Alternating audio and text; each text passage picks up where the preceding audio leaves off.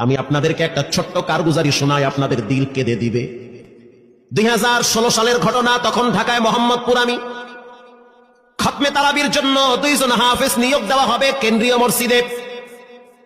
অনেক হাফেজে কোরআনরা সিরিয়াল ধরেছে তারাবি পড়াবে। কার মনে না চায় এত বড় এক মসজিদে আমি যদি চান্স পাইতাম তো আমার কপালটা খুলে যেত। শুক্রবার দিন সবাই দরখাস্ত রাখলো, ইন্টারভিউ শুরু হয়ে গেল। পরের জুমায় অসংখ্য ছাত্রদেরকে দেখছি খতমে তারাবির জন্য ইন্টারভিউ সিরিয়াল দিয়েছে। ইন দি মিন টাইমে মসজিদের বারান্দার দরওয়াজায় কে যেন নক করতেছে। খাদেম সাহেব আস্তে করে জালনা খুইলা উকি মাইরা দেখতেছে যে 2টা ছোট বাচ্চা বাহিরে দাঁড়িয়ে আছে, একেবারে অল্প বয়স। খাদেম প্রশ্ন করলো, তোমরা কারা, কেন আসছো? বলে, আমরা 2 জন আসছি খতমে তারাবির ইন্টারভিউ দেওয়ার জন্য। খাদেম সাহেব একবার পায়ের দিকে তাকায়, আবার জামার দিকে তাকায়, কারণ কথার সাথে বাহ্যিক সুরত মিলে না। অন্য অন্য ছাত্রদেরকে দেখছি কত উন্নত পোশাক পরে, গেটআপ কত সুন্দর করে ইন্টারভিউ দেওয়ার জন্য আসছে। আর এই 2 জনের দিকে তাকায় দেখলাম মনে হয় রাস্তায় ভিক্ষা করতে করতে আইছে, মানায় না, একেবারে গরিব। খাদেম বলল, ইন্টারভিউর ম্যাচ শেষ, চলে যাও বাড়িতে, নেওয়া হবে না। যাদের ব্যাপারে পরীক্ষা নেওয়া হয়েছে তাদের ব্যাপারে ঘোষণা দেওয়া হবে। বাচ্চা 2টা নাসর বান্দা বলতে আছে, আমাদের তো টাকা নাই যে আমরা ভাড়া দিয়ে এখানে আসবো।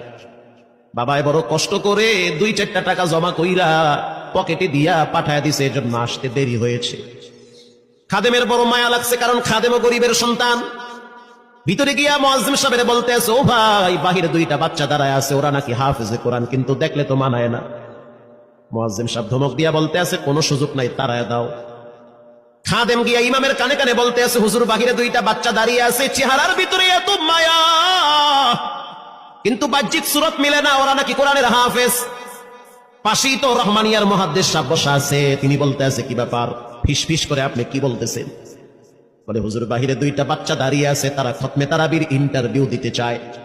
মুহাদ্দিস সাহেব বলল, কোনো কথা নাই, আল্লাহর ঘরের দরওয়াজা খুলে দাও, এখানে কোনো পার্সিয়ালিটি চলবে না। আল্লাহর ঘরের দরওয়াজা সবার জন্য খুলে দেওয়া হবে, আসতে দাও, ভিতরে বসতে দাও। যদিও ওদেরকে দেখতে মানায় না, বংশগত তেমন মর্যাদা নাই, ভিতরে আল্লাহর কোরআন থাকার কারণে আমাদের উপরে ওয়াজিব হয়ে গেছে তাদেরকে সম্মান করা। এবার বাচ্চা 2টা বাহিরে উজুখানায় গিয়া সুন্দর করে উজু বানাইল। উজু বানাইয়া ভিতরে ঢুইকা আমি তাকায় দেখতেছি লঙ্গির এক মাথা নিচে আর এক মাথা উপরে, এতটাই ভয়াবহ অবস্থা। কিন্তু আজীব দৃশ্য, 2 জনের চেহারা একই রকম লাগে। 2 জনের চেহারা একই রকম লাগে, কে বড় কে ছোট বোঝা বড় কঠিন হয়ে গেছে। মুসলমান ভাইরা আমার, ইমাম সাহেব প্রশ্ন করলো, তোমরা 2 জনের বাড়ি কোথায়? বলে, আমরা নারায়ণগঞ্জে ভাড়া থাকি। বাড়ি কোথায়? বলে, আমাদের বাড়ি কুড়িগ্রামে। কুড়িগ্রাম থেকে ঢাকায় কেমনে আসছো? বলে, বাবাই ঢাকায় নিয়ে আসছে। কয় মাসে কোরআন শরীফ খতম করেছো? বলে, আমরা 2 জনে 11 মাসে 30 পারা কোরআন খতম করেছি। ইমাম সাহেব একবার চেহারার দিকে তাকায়, আর একবার পায়ের দিকে তাকায়। স্থানীয় গণ্যমান্য অনেক ব্যক্তিরা তাকায় আছে এদের দিকে।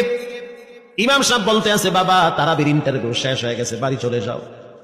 যেটা একটু দেখতে ছোট, ও চোখের পানি দেখলাম টিস্যু দিয়া মুছতেছে। কেন কাঁদতেছো? বলে, আমরা গরিব, তার জন্য মনে হয় আমাদেরকে তাড়ায়া দিতেছে। আমরা জানতাম না ইন্টারভিউ তাড়াতাড়ি শেষ হয়ে যাবে, আসতে দেরি হয়েছে, কারণ আমাদের তো ভাড়া টাকা ছিল না, বাবা কষ্ট করে কিছু টাকা দিয়েছে, সেটা দিয়ে এখানে আসছি। এবার মুহাদ্দিস সাহেব বলতে আছে, তাহলে একটা কাজ করো, তুমি কিছু তেলাওয়াত করে শোনাও। 2 জনেই উত্তর দিল যে, আমরা তেলাওয়াত করলে তো আর নিবেন না, আপনারা প্রশ্ন করেন, আমরা 2 জনে উত্তর দিব। আমি তো আশ্চর্য হয়ে গেলাম, জীবনে কত হাফেজ দেখছি, এরকম হাফেজ দেখি নাই। প্রশ্ন করবেন, আমি উত্তর দিব। বুঝতে পারলাম ভিতরের খবর কেউ না জানলেও একজন জানেন, তিনি হলেন কে? মুহাদ্দিস সাহেব বলতে আছে, বাবা, প্রশ্ন করব, ঠিক আছে, তোমাদের মন মতো একটু তেলাওয়াত করে শোনাও।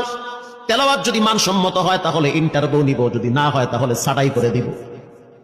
এবার ছোট যেটা সেটা তেলাওয়াত শুরু করলো সূরা তাহা থেকে।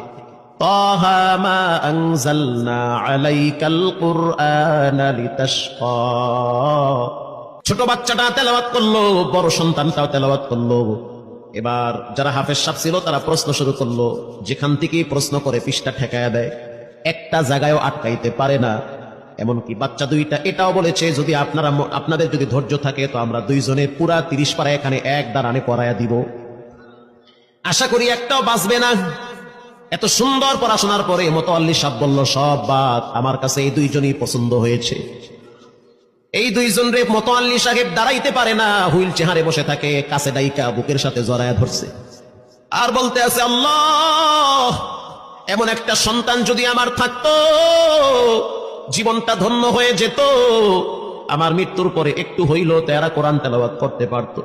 নিয়োগ হয়ে গেল, তারাবি শুরু হয়ে গেছে। মোহাম্মদপুর থানায় গিয়া খবর নিয়ে দেখে অনেক পুলিশরা এই বাচ্চার পিছনে দাঁড়ায় দাঁড়ায় নামাজ পড়ে চোখের পানি ছেড়ে কেঁদেছে। শুধু তাই নয়, অনেক হিন্দু মহিলারা পর্যন্ত রাস্তায় হাঁটার সময় তেলাওয়াতের আওয়াজে দাঁড়ায় দাঁড়ায় কোরআন শ্রবণ করেছে। শুধু তাই নয়, অনেক বড় বড় ডাকাত, মাস্তান, সন্ত্রাস, কিশোর গ্যাংরা পর্যন্ত দাঁড়ায় দাঁড়ায় কোরআনের আওয়াজ শুনেছে। 17ই রমজান দেশে বদর দিবস, হাজার হাজার মুসল্লি দাঁড়িয়ে আছি। ইমাম সাহেব জানে না যে এরা দুইজনে আপন মায়ের পেটের ভাই হয়, এটা ইমামের জানা নাই। দুইজনে তারাবি চলতে আছে, চমৎকার পড়া, পিছনে শত শত মাওলানা মুফতি দাঁড়ায় থাকে। মনে হইতেছে তেলাওয়াতের আওয়াজে আর এক জগতে হারিয়ে যায়, এত সুন্দর পড়া। তারাবি শেষ হয়ে গেল, মুসাফা শুরু হয়ে গেল। বাচ্চা দুইটারে কেউ বুকের সাথে জড়ায়, কেউ কপালে চুমা দেয়, বলে আল্লাহর কোরআনকে চুমা দেয়। হাজার হাজার মানুষ যখন আস্তে আস্তে নামাজ শেষ করে চলে গেল, একেবারে মসজিদের পিছনে বারান্দার পরে আরো একটা বারান্দা থাকে, ওই বারান্দায় এক লোক বসে বসে গামছা দিয়া চোখের পানি মুছতেছে। কিছুক্ষণ পরে লোকটা দেওয়ালের সাথে কপালটা ঠেকায় দিয়া একেবারে অস্থির হয়ে গেল, মনে হচ্ছে তার ভিতরে কাঁপুনি শুরু হয়ে গেছে। কিছু মুসল্লি গিয়া প্রশ্ন করলো, কি হয়েছে আপনার? বলে আমার কিছুই হয় নাই। টাকা লাগবে? বলে না, টাকা লাগবে না। তাহলে আপনি কেন এখানে কাঁদতেছেন? বলে আমি এমনি কাঁদতেছি, এটা কষ্টের কান্না না, এটা খুশির কান্না। এটা কষ্টের কান্না না, এটা খুশির কান্না, আনন্দর কান্না। আল বুকা মিনাল ফারাহ, অতি সুখে মানুষ কখনো কখনো কেঁদে দেয়, চোখের পানি ছেড়ে দেয়। ইমাম সাহেব বলল, পিছনে কে? লোকটা তাকে সামনে নিয়ে আসে। এবার লোকটাকে যখন কিছুদূর সামনে আনা হইল, ওই বাচ্চা দুইটা মসজিদের ভিতর থেকে দৌড় মাইরা গিয়া বলতে আছে, এই লোকটা আমার আব্বা, ইনি আমার আব্বা হয়। ধমক দিবেন না, রাগ করবেন না, আমার আব্বা ঢাকা শহরে রিক্সা চালায়। রিক্সা চালায় চালায় আমাদের দুইটা ভাইরে কোরআনের হাফেজ বানাইছে। ইমাম সাহেব ধমক দিয়া বলতে আছে, আপনি কেন দেরি করলেন? আগে কেন আসলেন না? রিক্সাওয়ালা বলতে আছে, আমি যদি আগে আসতাম আর যদি পরিচয় দিতাম আমি রিক্সাওয়ালা, হয়তো আমার বাচ্চা দুইটারে মানুষ খোটা দিবে যে রিক্সাওয়ালার পোলা। এজন্য আমি আসি নাই, দূর থেকে নামাজে কোরআন তেলাওয়াত শুইলে আবার আস্তে করে দূরে চলে যাই। মাঝে মাঝে বাচ্চা দুইটার সাথে দূর থেকে আইসা দেখা করি।